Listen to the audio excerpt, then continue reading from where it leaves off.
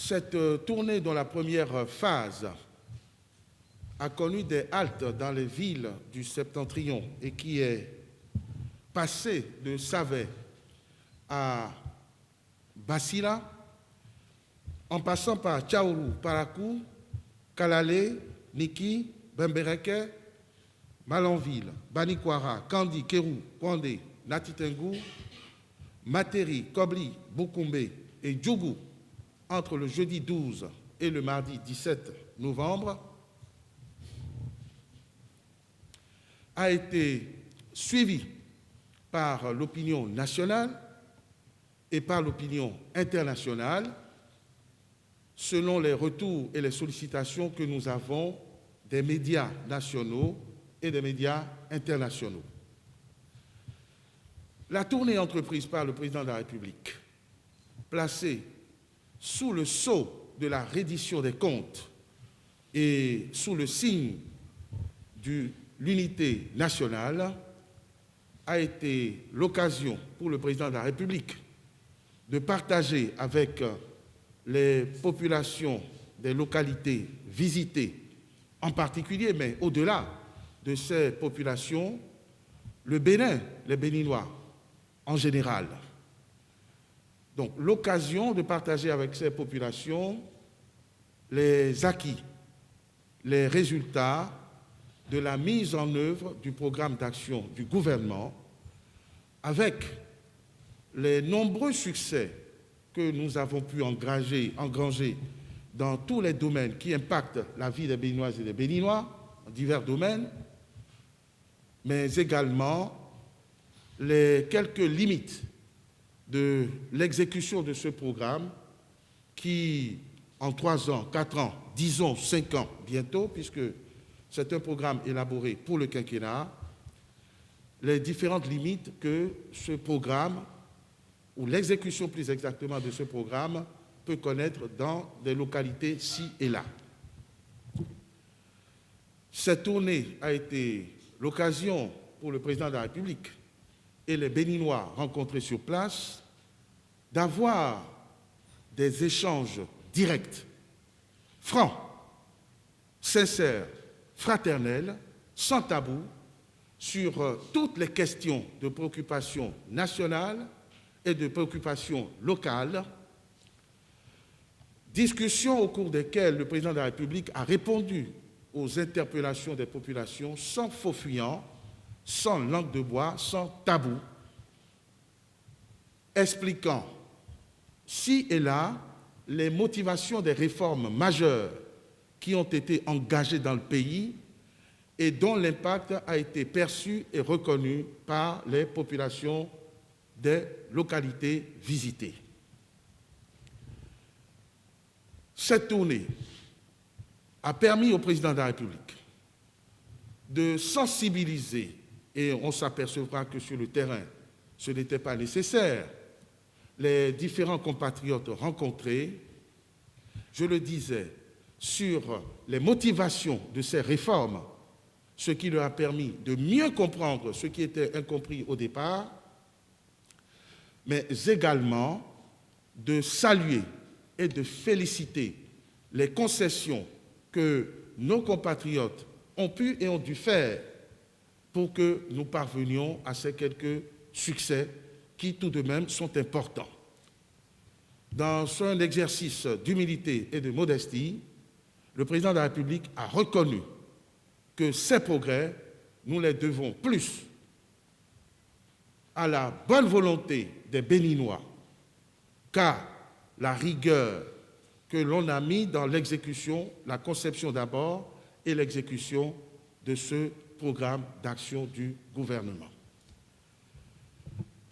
Le président s'est livré à ce que j'appelle une véritable pédagogie, une sensibilisation de nos compatriotes qui change en même temps que nous constatons que le Bénin change, puisque ce n'est pas à vous que je dois faire de long développement pour faire admettre que notre pays se restructure, il change, il évolue, il amorce la route vers le développement. Ce qui était important, c'est de constater à quel point les Béninois, eux aussi, ont changé. ils ont muté, ils présentent de plus en plus des dispositions et des facultés à s'adapter au progrès et au développement, à faire les sacrifices nécessaires, à changer de mentalité, à se montrer prêts à accueillir et à accompagner le progrès et les succès que notre pays enregistre dans maints domaines. Ils en ont été constamment félicités par le président de la République qui a reconnu ce mérite à notre peuple. Un peuple qui est en train de démontrer qu'il peut, sans grandes ressources naturelles, avec de l'organisation, avec de la volonté, de la détermination, de l'abnégation, transformer notre pays, qui ne sera plus un pays sous-développé, qui ne sera plus un pays en voie de développement, mais un pays en quête véritable de ce développement envié à des nations qui se sont construites plus tôt et de manière plus ancienne.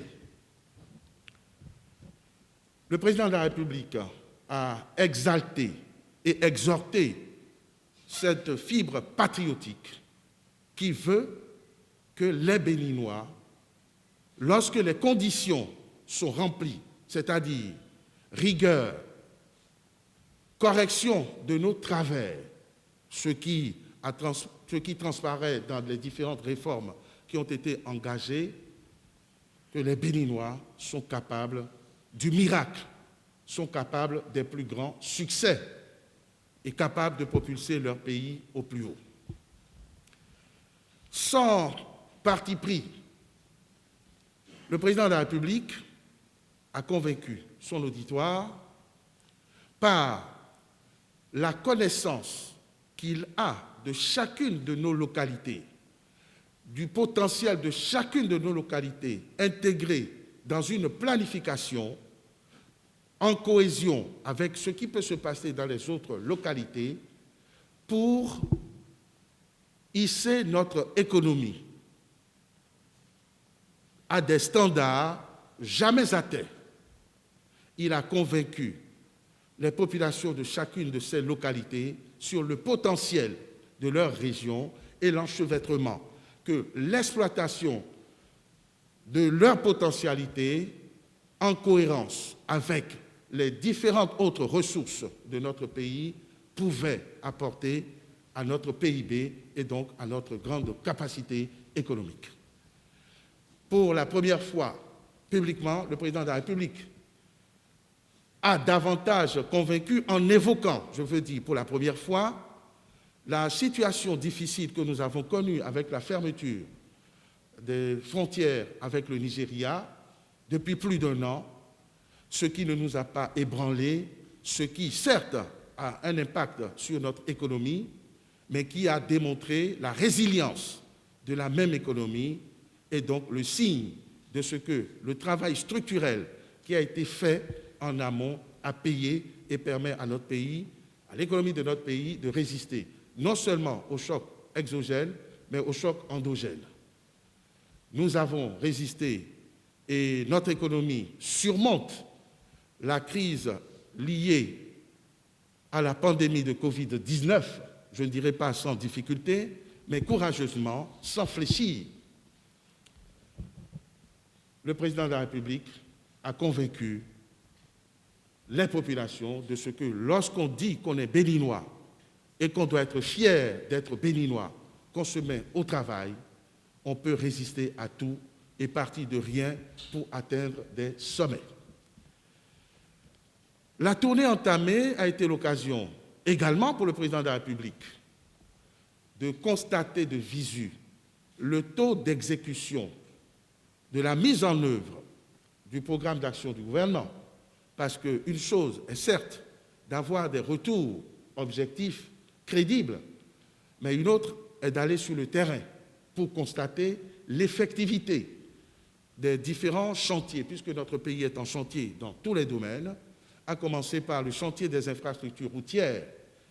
Et je dois vous dire que, quand bien même de gros efforts ont été faits pour transformer nos villes, pour asphalter, pour relier toutes les communes de notre pays, tous les départements par des routes, construire des routes d'une autre nature, on découvre que le PAG n'a pas encore atteint tout le Bénin et on a découvert des localités qui n'avaient pas commencé même par bénéficier de ces infrastructures, quand bien même elles seraient prévues. Ça a donc été l'occasion pour le président de la République de réagir promptement et de réorienter aussitôt les différents axes de la mise en œuvre de ce projet et de permettre à ces localités de bénéficier avant le mandat du démarrage des travaux. À titre d'exemple, puisque nous avons eu le privilège d'accompagner le président de la République, c'était désespérant de voir à quel point certaines localités comme Niki et Kalalé ne pouvaient pas être reliées par des routes bitumées, mais des pistes difficiles à parcourir. Il y a 2 ou 3 autres villes. Par exemple, quand vous allez à Kouandé, en partant de Kérou, l'état des pistes était tel que on doit admettre que ce n'est pas digne du Bénin révélé. Les travaux étaient prévus, je vous le dis tout de suite, mais n'ont pas pu être exécutés parce que une chose est de les planifier et de financer, le financement est bouclé, mais une autre est de trouver une entreprise capable d'exécuter sans désemparer les différents travaux. Ces retards, ces insuffisances constatées ont trouvé une solution, une approche de correction. C'est vous dire que la présence du chef qui fait le tour du propriétaire a permis tout de même de régler ces problèmes sans qu'on attende de revoir la conception, sans qu'on attende encore de nombreuses et de longues procédures. Ça s'appelle une force de réaction rapide et c'était utile. Cette tournée placée sous le sceau, ai-je dit, de la reddition des comptes, a également été l'occasion pour le président de la République de faire le point de l'état de la nation. Quel est le moral des troupes? Comment se portent les Béninois aujourd'hui et comment se préparent-ils à affronter les lendemains que nous espérons et que nous avons planifiés meilleurs? Ces échanges chaleureux, directs, ont permis cette interconnexion entre le père de la nation et les Béninois que nous sommes. Ce fut apprécié. Ce fut véritablement apprécié.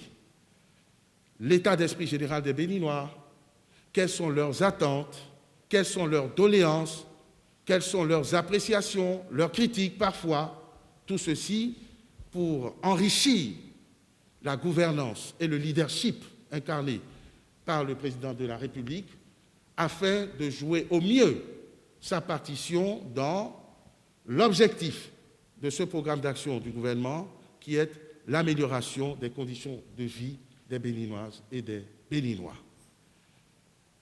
Au cours de cette tournée que vous avez suivie, il y a eu des annonces très fortes. Il y a eu des engagements du président de la République pour pacifier davantage le pays. Vous avez entendu parler de réconciliation, vous avez entendu parler de pardon, vous avez entendu parler de paix, vous avez entendu parler d'élections inclusives.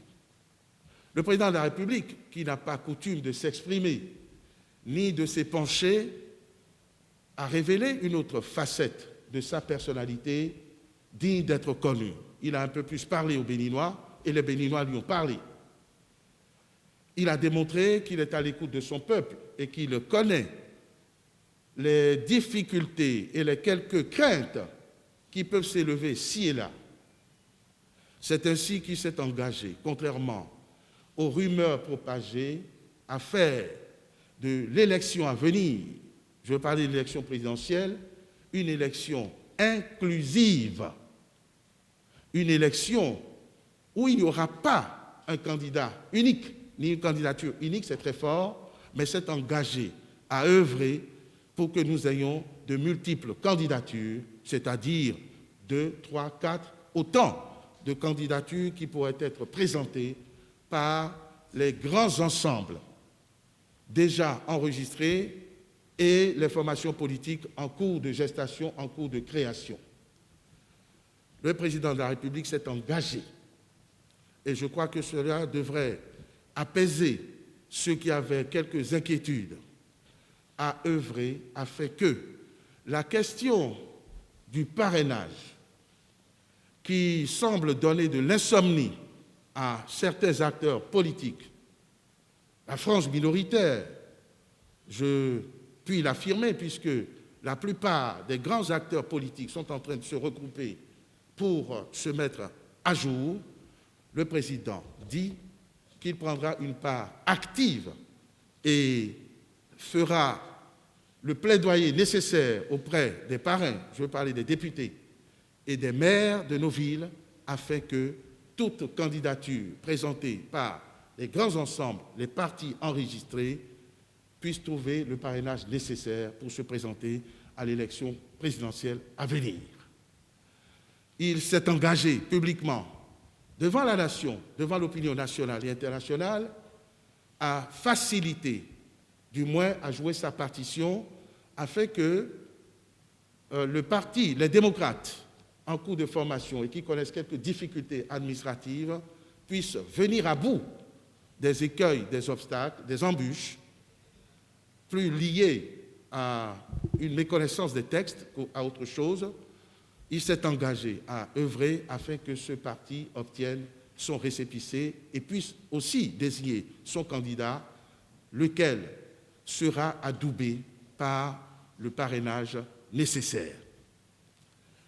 C'est vous dire que ce tour du propriétaire engagé par le président de la République est un tour qui a montré son utilité, qui a montré son efficacité dès à présent, d'ores et déjà, puisque jamais le chef de l'État ne s'était autant ouvert, ne s'était autant rendu accessible à ces populations, ne s'était autant exprimé, et s'est exprimé à bon escient. Il a été entendu par les populations des localités visitées, et je pense qu'au-delà de celle-ci, a été entendu par la nation dans son intégralité. Cette tournée entreprise par le chef de l'État nous donne l'occasion de régler des problèmes et des préoccupations dont vous n'avez aucune idée. Nous avons parlé des efforts qui ont été faits pour amener l'eau partout. Eh bien, en dépit des efforts qui ont été faits, l'eau n'est pas encore allée partout. Il a pu, au-delà des fiches, s'en rendre compte et prendre les mesures qu'il faut pour que ces difficultés soient corrigées. Cette tournée, loin d'être ce que d'autres ont agité comme un tour de propagande, est une tournée qui s'inscrit très bien dans le cadre de l'agenda présidentiel, puisque c'est dans les attributions du président et d'ailleurs de son devoir d'aller constater ce qui se fait, d'aller constater comment les Béninois se portent. Et c'est à cela que nous allons poser cette interrogation, pourquoi maintenant et pourquoi pas avant? Pourquoi pas avant? Avant, le président de la République, lorsqu'il était candidat, a sillonné le pays, a fait le tour du Bénin et a identifié les nombreuses difficultés auxquelles sa gouvernance devait faire face. Lorsqu'il a été élu, plébiscité d'ailleurs, je dirais, il s'est attelé, c'est ça sa méthode, sans désemparer ni se disperser, à la conception du programme d'action du gouvernement et à sa mise en œuvre. Il ne s'est pas donné le temps de parcourir le pays ni de se disperser en faisant du tourisme. Il fallait travailler. Il fallait avoir des résultats. Ce plan a été mis en œuvre pendant 3 ans, mais vous me concéderez que je puisse parler du quinquennat. Et il lui est paru opportun aujourd'hui, pertinent, d'aller sur le terrain constater les résultats obtenus par la mise en œuvre de ce plan. C'est le moment, pas avant, C'est pour ça que cette tournée a été décidée à l'heure actuelle, puisqu'il s'agit d'une tournée de reddition de comptes.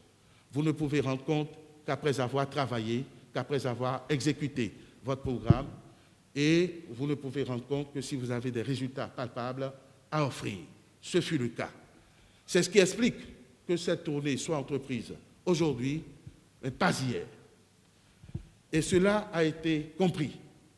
Cela a été compris parce que les localités visitées ont rivalisé de ferveur pour accueillir avec la plus grande liesse populaire le président de la République à chacune de ces descentes. Je dois préciser que par respect pour les mesures de nature à prévenir toute propagation, il a été choisi un format réduit. Le chef de l'État est parti à la rencontre des Béninois, mais à travers leurs représentants, leurs élus, en petit nombre, avec observance de tous les gestes barrières. Mais hélas, l'enthousiasme des populations, leur ferveur, les ont amenés à réserver au président de la République, à chacune de ces étapes, un accueil chaleureux, une véritable liesse populaire qui traduit l'adhésion des populations à son programme d'action et à sa gouvernance, qui traduit la satisfaction des populations dont la vie a été impactée, la vie est en train de changer, qui traduit la mobilisation des Béninois autour de ce projet qui leur permet de ressusciter et qui leur permet d'envisager l'avenir avec sérénité. Les populations ont donc admis que c'était le bon moment, quand bien même nous savons qu'elles avaient soif de rencontrer plutôt leur chef. On ne lui en a pas tenu rigueur et on a compris son sens de la méthode. Je dirais que nous pourrions synthétiser les échanges et le parcours du président de la République pour cette première phase en 2-3 points. Le premier point, c'est que, effectivement, comme je viens de conclure là-dessus, c'était le bon moment. Et ça s'est traduit par l'enthousiasme des populations qui en demandent et qui en redemandent encore. C'était le bon moment parce qu'il y avait des fruits accueillis et les Béninois ont partagé le résultat de ces efforts avec le président de la République. Le deuxième enseignement que je voudrais synthétiser, c'est qu'il y a eu des échanges francs, directs, entre le président de la République et son peuple. C'est important pour le souligner, pour le mettre en relief. Ce n'était plus un dialogue par fiche interposée, par rapport interposé, par oui-dire. C'était un échange direct, empreint de franchise, je vous l'ai dit, empreint de sincérité. Il n'y a pas eu de démagogie, il n'y a pas eu de promesses. Ce qui était possible à faire a été dit, ce qui n'est pas possible dans l'immédiat a été dit sans tabou. Donc c'est important de le souligner.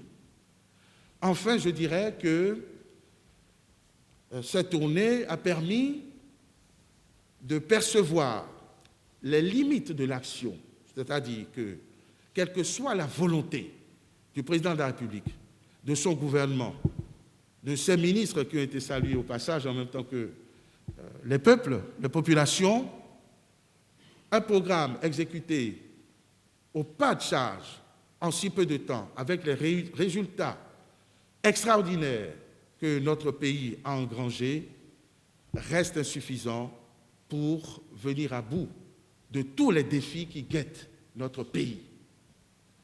Et ces défis doivent être relevés, les obstacles doivent être vaincus et notre pays doit partager le développement des nations. Ces considérations ont tellement été comprises par les populations des localités visitées et permettez que je répète qu'au-delà de ces populations, l'ensemble des Béninois qui ont interpellé le président de la République, qui ont compris le sens de sa méthode et qui redoutent que cette dynamique puisse être interrompue.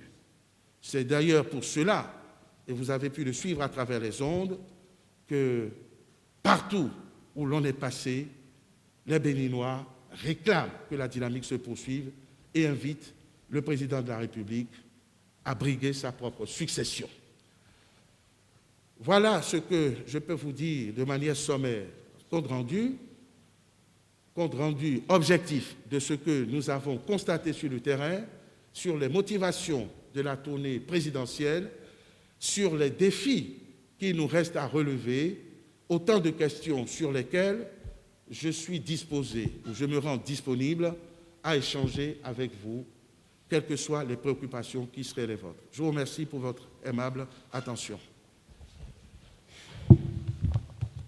Nous remercions le ministre porte-parole du gouvernement pour... Je vais essayer de répondre à l'ensemble des préoccupations. Et je commencerai par une omission.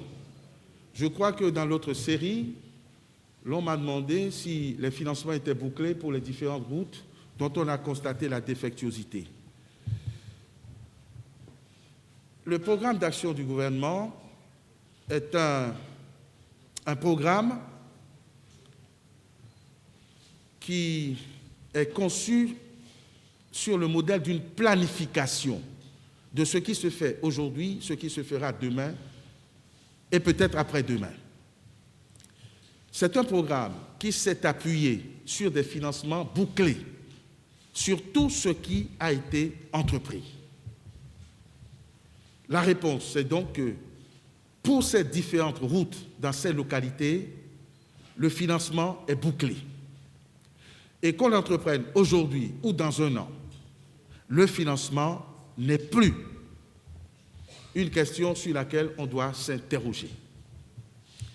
Et c'est l'occasion de dire qu'il y a beaucoup de projets. Il ne faut pas perdre de vue que le président de la République a formaté son gouvernement, ses ministres, qui sont à la recherche de la perfection. Vous allez constater que les routes qui se font aujourd'hui sont d'une épaisseur impressionnante, contrairement à ce qui se faisait avant. On prend le pari de peu de routes, mais des routes durables. On ne multiplie pas les routes pour qu'au bout d'1 an, 2 ans, qu'il n'y ait pas d'entretien ou que ces routes s'abîment. Et là aussi, il y a le souci des entreprises capables d'exécuter le marché. Il ne s'agit pas de recruter n'importe quelle entreprise. Quand il y a un appel d'offres et qu'il y a une entreprise qui est sur le terrain et qui n'exécute pas ses obligations, donc démontre qu'elle va compromettre l'exécution des travaux, on se sépare de cette entreprise. Et c'est ce qui explique les retards dans les localités parcourues, les retards dans ce que nous avions dit, la route Kalale-Niki, la route Kwandé, Peunko, Kérou, par exemple. Je ne citerai pas d'entreprise, mais je crois que c'est quand même de notoriété publique, qui ne s'est pas montré à la hauteur. Et donc tout ce qui aura lieu de faire, c'est de trouver une autre entreprise qui veuille bien reprendre les travaux. Et ça, c'est déjà trouvé. Vous m'avez interrogé sur le sens des promesses faites par le président de la République.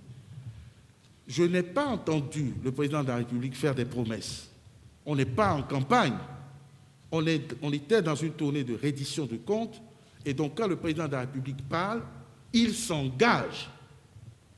Ce n'est pas des promesses. Ça veut dire que ces engagements doivent être honorés, puisque nous savons que le président de la République s'engage à ce qu'il est capable de faire, fait ce qu'il dit et ne dit pas ce qu'il ne peut pas faire. C'est pour ça que je vous ai parlé de langage de vérité. Donc, c'est des engagements qui ont été pris, je dirais même qui ont été renouvelés, parce que les différents travaux, les différentes attentes, que ce soit en matière d'eau, d'hôpitaux, de routes, sont des engagements qui sont déjà actés dans le programme d'action du gouvernement et dont la mise en œuvre, pour des raisons précédemment invoquées, la mise en œuvre a été retardée ou contrariée. Donc, il n'y a pas de risque à dire « ça sera fait », parce que ça aurait dû être fait, parce que c'était programmé pour être fait, parce que c'est planifié pour être fait. Quand on parle d'autoroute, de route ou d'asphaltage, on n'a pas sélectionné Cotonou ou Porto-Novo. C'est tout le Bénin qui doit être asphalté. C'est toutes les routes intercommunes, interdépartementées qui doivent être construites. Seulement, nous n'avons pas les moyens de tout financer en même temps. Et ça se fait donc progressivement, commune par commune, département par département, route par route. Mais ce qui est certain, l'exécution de ce programme permettra de couvrir tous les besoins fondamentaux, toutes les bases de notre peuple. C'est par cette méthode que le président de la République a rappelé la construction de la centrale de Maria Gleta sur les décombres d'un précédent chantier qui a coûté plus de 40 milliards de francs CFA, une centrale qui nous a permis d'avoir une autonomie quasiment de 60% de la fourniture d'énergie dans notre pays. Et un autre marché va être lancé bientôt pour la construction d'une deuxième centrale de même dimension qui permettra à notre pays, d'ici 2022, d'être totalement autonome en matière d'énergie et même d'avoir à revendre cette énergie.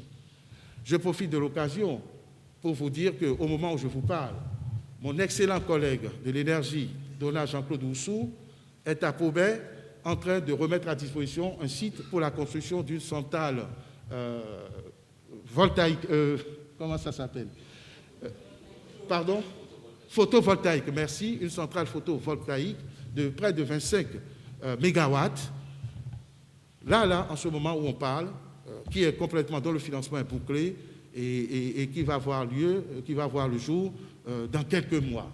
C'est ce travail qui se fait. Il en est de même pour tous les chantiers qui ont été lancés. Vous auriez constaté qu'il n'y a pas de pose de première pierre, mais qu'il y a des lancements de travaux et des réceptions de chantiers. C'est comme ça que ça va se construire. Donc le président de la République n'a pas fait de promesse, il s'est engagé. Et il s'est engagé pour aujourd'hui et pour demain. Parce que ce qui se fait, il y en a qui sont visibles aujourd'hui, d'autres qui le seront demain, et d'autres encore qui le seront dans 10 ans, qu'ils soient là ou pas. Alors, on a parlé des marcheurs, nous sommes en démocratie, les gens parlent, ils vont, ils viennent, ils marchent, ils courent, du nord au sud, c'est leur droit. On ne peut pas le leur interdire. Mais est-ce que le président a rencontré ceux qui veulent qu'il s'en aille et ceux qui veulent qu'il reste?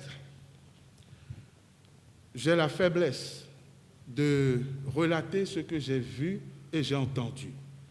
La plupart de ceux que nous avons rencontrés étaient plutôt dans la logique du maintien du président de la République pour la mission qui lui a été confiée et qui a été parfaitement exécutée.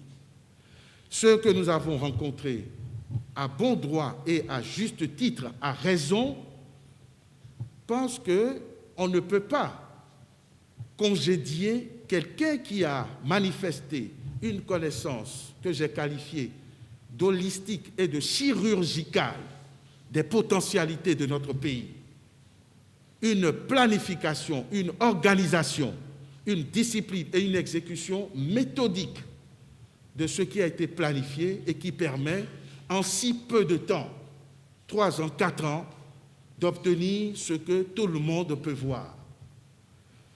Je fais partie de ceux qui ont la faiblesse de penser que dans le sérail politique actuel, je ne vois aucun acteur capable de réunir autant de qualités, capable d'avoir un leadership aussi charismatique que celui du président de la République, et ce ne sont pas des propos d'un partisan, mais d'un dur à cuire qui est lucide. Ceux que nous avons rencontrés étaient plus dans cette logique, et ceux qui prétendent le contraire, vous le remarquerez, se cachent pour le dire alors qu'ils n'ont rien à redouter, alors qu'ils n'ont rien à proposer d'autre. Le président de la République va-t-il rencontrer les journalistes? J'en déduis que vous n'êtes pas content de me voir. Mais je peux vous comprendre, parce que ma charge est une charge déléguée. L'idéal eût été que le président de la République vienne, ou que vous alliez vers le président de la République. Il a déjà montré cette ouverture, puisqu'il n'a pas attendu qu'on vienne lui rendre visite à la marina. Il a pris son bâton de pèlerin pour aller rendre compte aux populations. Et je suis heureux que mes amis de la presse attendent le même exercice. Ça veut dire que vous êtes convaincus de l'utilité et de la pertinence de la tournée de reddition de comptes engagée par le président de la République, à qui je transmettrai vos doléances et il vous recevra pour vous parler directement, probablement mieux que moi.